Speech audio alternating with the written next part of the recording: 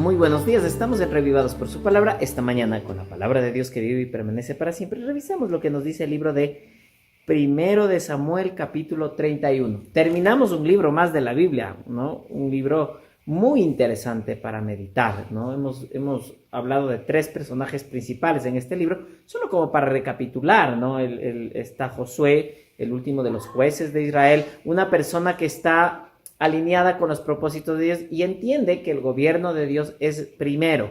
Él entiende que debe oír la voz de Dios para poder conducir al pueblo de Israel. Y entonces cuando él escucha la voz de Dios, el pueblo entiende que él es un mensajero de parte de él. Y luego vimos a Saúl, el primer rey de Israel, caminando en sus primeros años bajo el temor y los principios que Dios había establecido.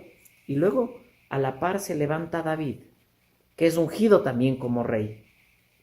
Y vamos a ver la decadencia, hemos visto la decadencia de Saúl y hemos visto un David que tiene que aprender a fortalecerse en el Señor. El capítulo 31 al final nos va a hablar de esa situación penosa, triste de la vida de Saúl en su muerte, ¿no?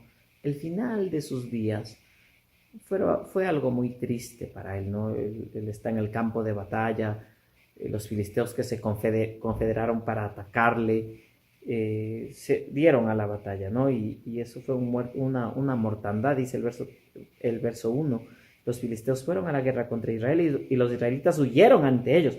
Muchos de ellos cayeron muertos en el monte de Gilboa. Y entre esos estaba Saúl y sus hijos, y Jonathan, sobre todo, que son personajes que resaltan en esta historia muy triste, penosa. Le decapitan, está desmembrado.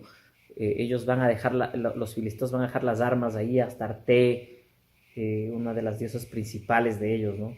Como una señal de victoria. Hemos matado al rey de Israel. Y bueno, la gente se enteró del pueblo de Israel y fueron a rescatar el cuerpo para incinerarle y darle una sepultura honrosa y que su cuerpo no quede colgado ahí en un sitio, porque los israelitas consideraban que un cuerpo muerto colgado es un símbolo de maldición. Momentos tan tristes.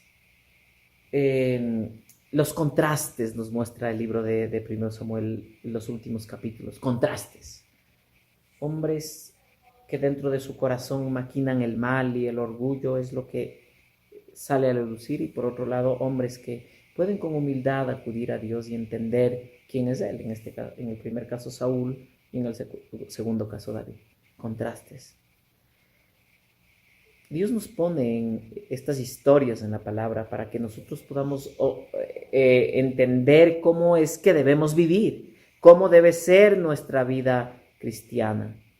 Una vida unida y ligada al Señor, que a pesar de que cometa errores, porque seguimos siendo humanos, Dios nos sigue mostrando su misericordia y nos sigue atrayendo con amor a los lugares donde Él quiere que sí estemos.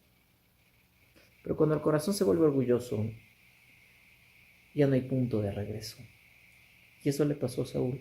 No porque Dios fuera malvado. Dios le tuvo compasión y le llamó vez tras vez. Pero su necio corazón le llevó a la muerte, al suicidio en realidad. Momentos tristes. Dios quiera que en nuestra vida seamos impulsados a vivir como David.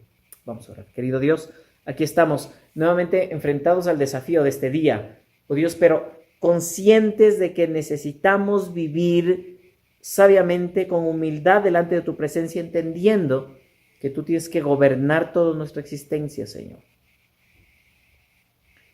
Todo esto te lo pedimos en el nombre bendito de Jesús. Amén. Que Dios te bendiga.